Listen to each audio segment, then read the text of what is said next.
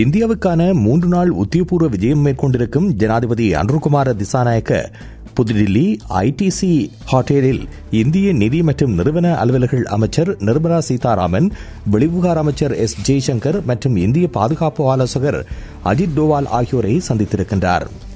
இந்த சந்திப்பில் இந்திய சுற்றுலா பயணிகளை இலங்கைக்கு அதிக அளவில் அழைத்து வருவது மற்றும் இலங்கையின் விவசாய நவீனமயமாக்கல், டிஜிட்டல் உட்கட்டமைப்பு வசதிகள் அபிவிருத்தி குறித்தும் கலந்துரையாடப்பட்டது.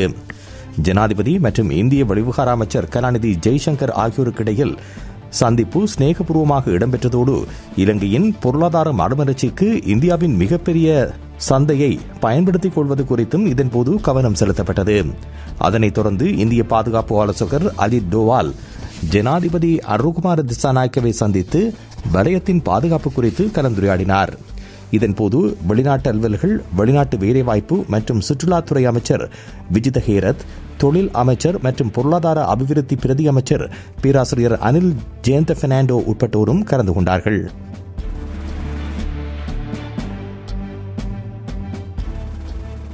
சிஎம்ஆர் யூடியூப் சேனலில் இணைந்திருக்கும் நேர்கள் அனைவருக்கும் எமது நன்றி.